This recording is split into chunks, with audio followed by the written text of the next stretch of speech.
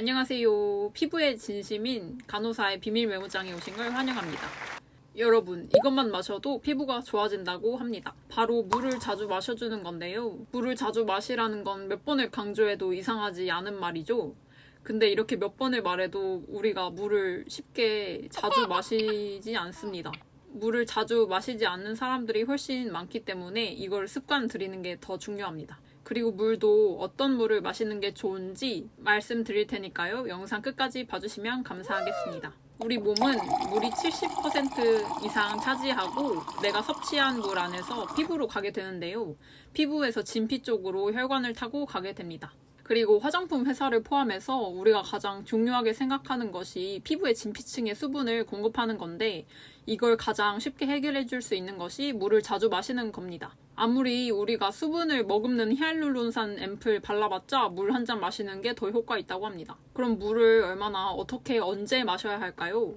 물은 보통 자신의 체중의 0.03을 곱한 값을 먹으면 된다고 알려져 있는데 보통 그래서 1.8리터로 생각하시면 됩니다. 보통 한 잔에 200cc라고 하면 9잔을 마셔야 되죠? 그러면 3잔씩 3번을 나눠서 마셔주면 된다고 생각하시면 됩니다.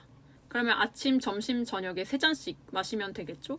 그럼 언제 마셔주는 것이 좋을까요? 아침에 일어나서 공복에 먼저 마셔주는 것이 좋다고 합니다. 주의할 점은 식사 중에는 물을 마셔주는 걸 지양해야 하는데요. 왜냐하면 식사 중에 물을 마시게 되면 음식물의 소화를 방해할 뿐만 아니라 음식물의 부피가 그 물로 인해서 커지기 때문에 만약에 위식로 역류병이 있는 사람들이면 음식물이 역류하기가 쉽다고 합니다. 그래서 식사 중에 물을 마셔주는 건 지양해달라고 하는데요. 식후에도 최소 30분 정도 있다가 물을 마셔주는 것이 좋다고 합니다. 그럼 어떤 물을 마셔야 좋을까요? 바로 레몬수입니다.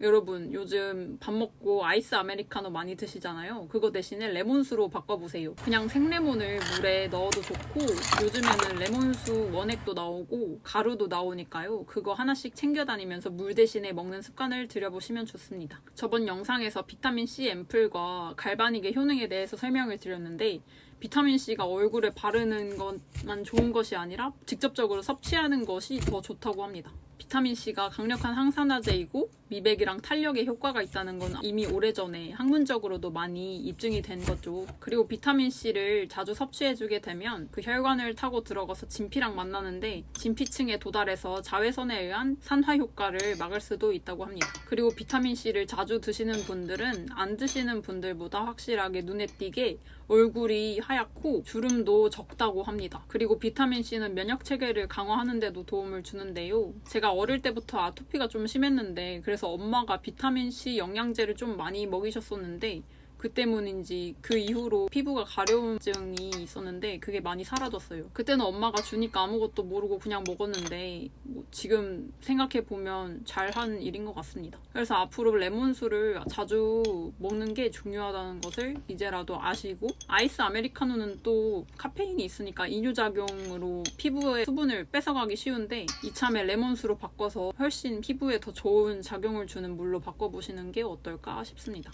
이외에도 산성수인 레몬수이다 보니까 체중을 줄여주는 데 도움을 주고 소화를 촉진하는 데도 도움이 된다니까 안 마실 이유가 없겠죠? 앞으로 레몬수를 드셔보시길 권합니다. 꾸준히 마셔주다 보면 좋은 피부로 결과가 돌아올 겁니다. 여러분, 레몬수를 먹읍시다. 그리고 제가 피부 유튜브를 시작하게 된 계기도 말씀드리려고 합니다. 어느 날 제 지인이 저보고 간호사라 일하기 힘들지 진짜 얼굴을 보니까 너무 힘들어 보인다 라고 하시는 거예요. 그때 제가 거울을 봤는데 입사 초에 엄청 힘들기도 했고 자존감도 많이 떨어져 있었고 스트레스를 엄청 받았어서 피부에 트러블도 많이 올라오고 피부 아토피도 더 심해지고 피부 건조한 것도 심해지고 피부 톤도 엄청 칙칙해지고 그랬었는데 학생 때랑은 너무 다르게 볼품없는 제 얼굴이 되어 있었어요. 그래서 많이 힘들었고 사실 이건 간호사인 저에게만 해당되는 이야기는 아니라고 생각합니다. 직장인이시면 다들 공감할 거라고 생각해요.